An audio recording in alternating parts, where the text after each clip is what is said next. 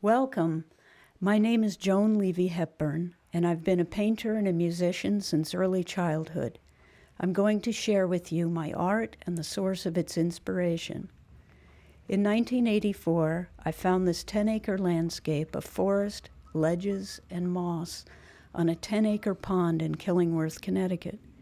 Right away, I met my neighbors, the turtles who live on the pond.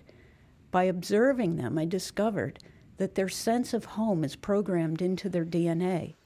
And I've come to the conclusion that it must also be true for people. This place is more than an observational inspiration. Visitors remark that they feel as though they are stepping into my consciousness as expressed in my art. The experience of living here shows me every day that everything in life is part of a miraculous design that is connected and driven by the same energy. I paint as much outside at all times of the day or night as I do inside the home and studio that I designed. I share this place with a variety of wildlife, including beavers, deer, bears, bobcats, coyotes, foxes, mountain lions, wolves, reptiles, insects, smaller mammals, and all kinds of birds.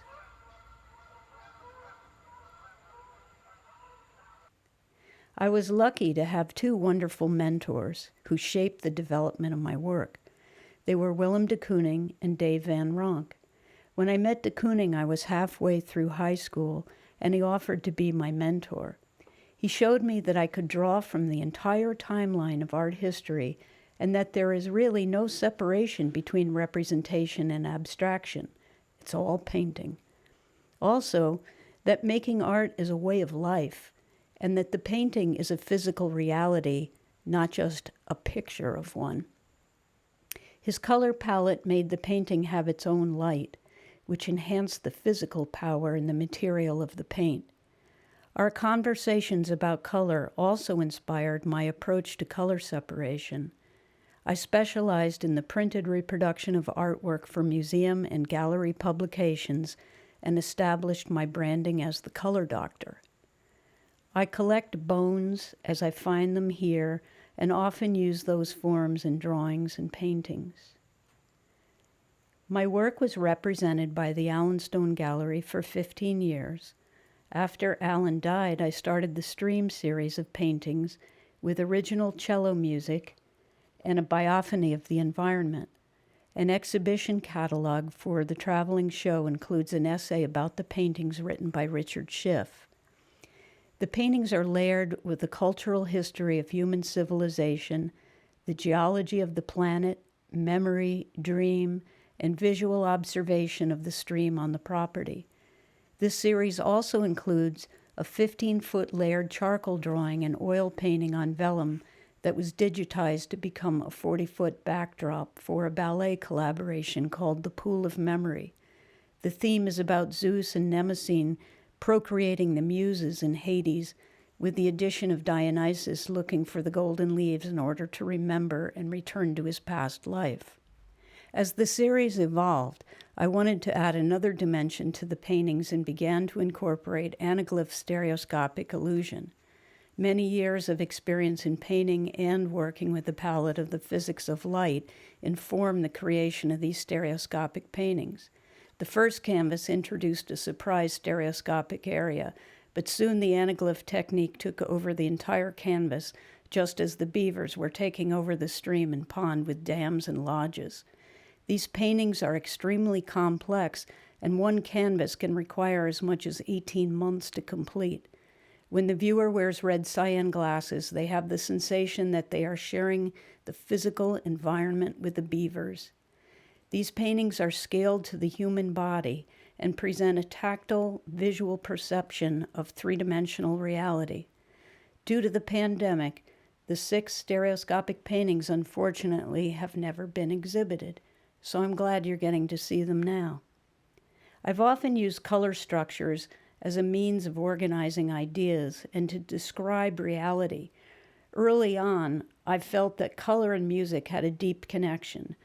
I made my first musical color wheel when I was 21 while taking fingerstyle blues and ragtime guitar lessons with Dave Van Ronk, the legend of Greenwich Village. I sense that the origin of music is also part of our DNA. Dave taught me how the structure of music affects the emotions, so I translated those ideas into color circles. For the last 50 years, I've sensed that there is a deep connection between the circle of fifths and the color wheel. At the beginning of this year, I had a dream about combining the two structures. I saw the caduceus, my branding as the color doctor, superimposed over these two structures, and it unlocked the mystery that I was after. Within the frame of my caduceus color wheel, there are infinite possibilities for paintings. There is no preconception of what the painting will look like. The only plan is the key of the palette. These paintings are like composing music with color. This one is in the key of blue light. The painting leads me to what it will become as I respond to the moment of improvisation. Here are some finished paintings in the Face the Music series. And while you look at them, I'd like to read a quote by the playwright Charles Fuller from 1984. I probably learned more from Miles Davis than from all the books I read in terms of what you can do with a creative process. Words never became so sacred that they were Bible. I realized I could use words the way a musician used notes. I see a play as a piece of music that has its frame, and within that frame things are changing. I was always fascinated, and I'm still fascinated by the number of musical pieces that can exist when there are so few notes to play. But if you know how to use the notes, or the words, you can create anything, any number of characters, any number of stories, and any number of paintings. I'd like to thank the Brooklyn Rail for hosting this presentation, and thank you for watching.